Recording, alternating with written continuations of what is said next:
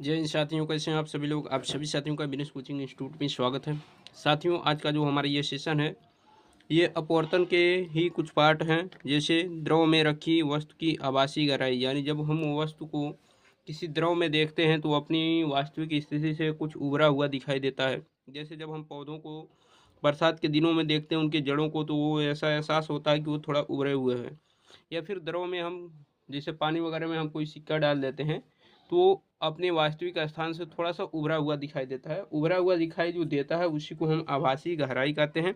तो यहाँ पर एक फिगर बनाया गया है। इस फिगर में ये इस बिंदु तक पूरा वाटर है, जल है, और ये है वायु, ऊपर वाला माध्यम वायु है, नीचे बिंदु ओ है।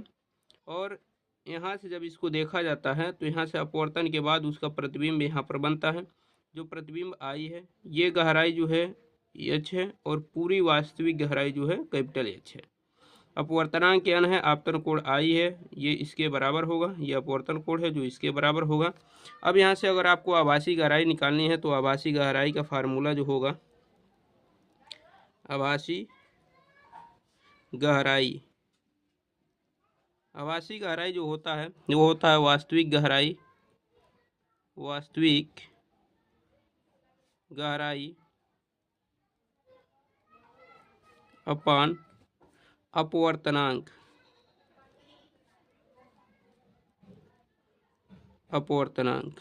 तो आभासी गहराई जिसको डी एपरेंट लिखते हैं डबल पी, वास्तविक गहराई डी रियल लिखते हैं आर, डी आर का मतलब रियल, और अपवर्तनांक को म्यू से लिखते हैं। तो ये है आपका फार्मूला।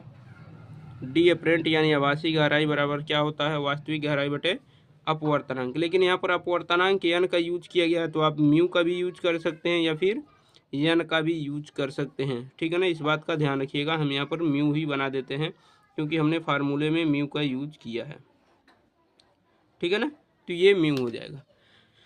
अगर आपको विस्थापन निकालना है, देखिए यहाँ पर वस्तु का प्रतिबिंब बना, लेकिन विस्थापन केवल इतना है, तो विस्थापन क्या होगा, अपवर्तन में विस्थापन।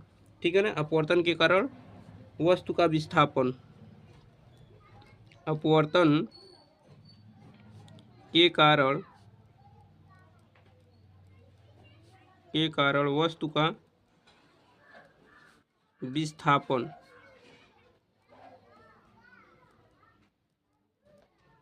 वस्तु का विस्थापन क्या होगा, आई ओ होगा, या फिर ओ आई लिख सकते हैं। ये किसके बराबर होगा, ये आपके बराबर होगा ओ सी माइनस आई सी के बराबर। ओ सी माइनस आई सी के, यहाँ से लेके यहाँ तक की दूरी ओ सी है और यहाँ से यहाँ तक की दूरी आई सी है। अब इसी को सॉल्व करेंगे। ओ सी का मान जो है, यहाँ देखिए यहाँ से लेके यहाँ तक ओ सी का मान एच है, और आई सी का मान यहाँ से लेके यहाँ तक है जो स्मॉल एच है। ठीक है ना, अब स्मॉल एच है, तो अगर देखा जाए यहाँ पर इस फार्मूले में हम जो लिखे हैं आभासी गहराई, इस फार्मूले को ऐसे भी लिखा जा सकता है, जो सिंबल इसमें रिप्रेजेंट किए गए हैं, H equal to capital H upon mu. ठीक है ना, इस चीज़ को ऐसे भी लिखा जा सकता है। तो यहाँ पर देखेंगे आप कि ये कैपिटल एच है, एच माइनस स्मॉल एच की जगह पर हम क्या लिखेंगे, कैपिटल एच अपान म्यू। ठीक है, और इसी को जब सॉल्व करेंगे तो यहाँ से देखिए एच कॉमन हो जाएगा, तो क्या मिलेगा, 1 माइनस 1 अपान म्यू। ये आपको विस्थापन मिल जाएगा, यानी ओ सी का मान यहाँ से यहाँ तक जो विस्थापन है वो मिल जाएगा। ओ सी इक्वल टू, यानी विस्थापन कितना होगा, एच ब्रैकेट में 1 माइनस 1 अपान म्यू। तो ये आपका हो जाएगा विस्थापन, यानी अपवर्तन के कारण वस्तु के विस्थापन। ठीक है, तो उम्मीद है कि ये चीज़ें आपको समझ में आ गई होंगी। अब चलते हैं अगले टॉपिक पे। अगला टॉपिक देखेंगे। यहाँ पर देखिए, अगर द्रव में 3 अलग अलग माध्यम हो तो उस कंडीशन में आभासी गहराई का जो फार्मूला होगा वो क्या होगा, वो आपका होगा H equal to, small H से रिप्रेजेंट कर रहे हैं आभासी गहराई को, एच इक्वल टू क्या होगा, H one upon mu one plus H two upon mu two plus H three upon mu three. ये आपका आभासी गहराई का फार्मूला हो जाएगा अलग अलग पदार्थों का। ठीक है ना, ये बात ध्यान रखिएगा। अब हम लोग पढ़ेंगे निरपेक्ष अपवर्तनांक। निरपेक्ष अपवर्तनांक क्या होता है, तो निरपेक्ष अपवर्तनांक क्या होता है कि निर्वात में प्रकाश की चाल, निर्वात में प्रकाश की चाल प्रकाश की चाल तथा माध्यम में प्रकाश की चाल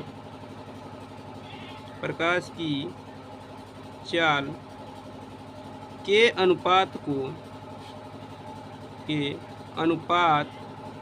को निरपेक्ष अपवर्तनांक कहते हैं। एब्सोल्यूट रिफ्रैक्टिव इंडेक्स, निरपेक्ष अपवर्तनांक कहते हैं। ठीक है ना, ये है निरपेक्ष अपवर्तनांक, यानी निर्वात में प्रकाश की चाल बटे माध्यम में प्रकाश की चाल को निरपेक्ष अपवर्तनांक कहते हैं। इसे भी म्यू से या फिर एन से रिप्रेजेंट करते हैं, C/V। म्यू इक्वल टू क्या होता है, C/V। जैसे हम यहाँ पर एग्जांपल लें तो यहाँ पर जो अपवर्तनांक है म्यू इक्वल टू C/V, ये निर्वात है, निर्वात में प्रकाश की चाल C होती है और माध्यम में प्रकाश की चाल V होती है, तो म्यू इक्वल टू C/V। अगर इनके तरंगदैर्ध्य में हम बात करेंगे तो अगर निर्वात की तरंगदैर्ध्य लैम्डा मानते हैं तो माध्यम की तरंगदैर्ध्य क्या होगा, लैम्डा डैश होगा, ये बात ध्यान रखिएगा। ठीक है ना, तो म्यू इक्वल टू C/V या फिर लैम्डा अपॉन लैम्डा डैश। और आप जानते हैं कि प्रकाश एक माध्यम से जब दूसरे माध्यम में जाती है तो उसकी आवृत्ति नहीं बदलती है, तो आवृत्ति पे कोई प्रभाव नहीं पड़ेगा, इस बात को ध्यान रखिएगा। क्रांतिक कोण क्या होता है इसको हम लोग समझेंगे। तो क्रांतिक कोण क्या होता है, सघन माध्यम में स्थित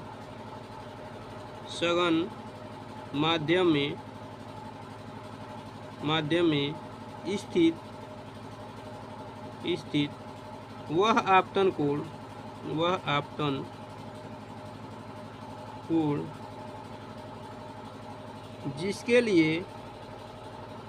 जिसके लिए विरल माध्यम में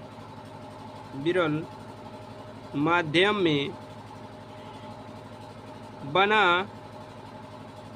अपवर्तन कोण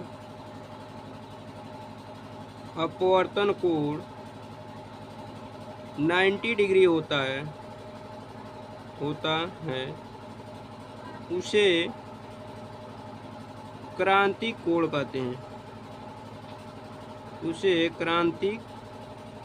कोण कहते हैं। इसे थीटा सी से व्यक्त करते हैं।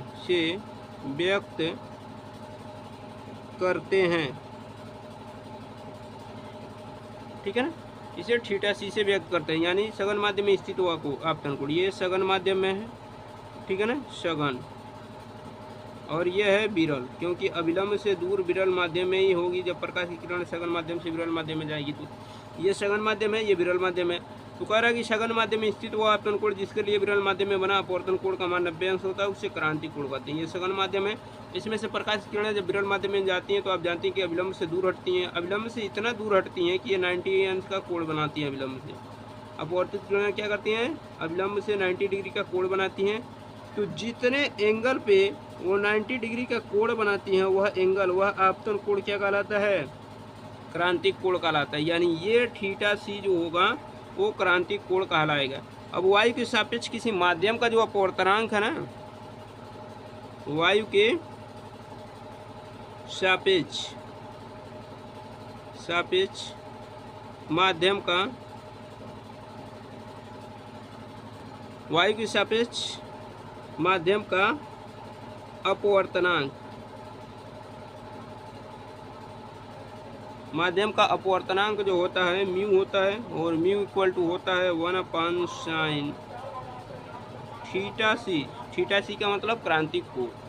यानी प्रकाश की किरणें सघन माध्यम से जब विरल माध्यम में जा रहे हैं तो उस कंडीशन में वायु के सापेक्ष माध्यम का अपवर्तनांक जो होता है mu equal to 1/sin theta c. अगर यही विरल से सघन में जाएगी तो इसका उल्टा हो जाएगा, ये अपोजिट हो जाएगा, ये बात ध्यान रखिएगा। तो ये हम लोग पढ़े हैं क्रांतिक कोण तक, बाकी इसके आगे की चीज़ें अगली वीडियो में हम लोग डिस्कशन करेंगे। वीडियो कैसा लगा आप लोग कमेंट बॉक्स में ज़रूर बताइएगा। जो लोग चैनल पे नए हों चैनल को सब्सक्राइब करें। मिलते हैं नेक्स्ट वीडियो में, तब तक के लिए अपना ख्याल रखिए, धन्यवाद।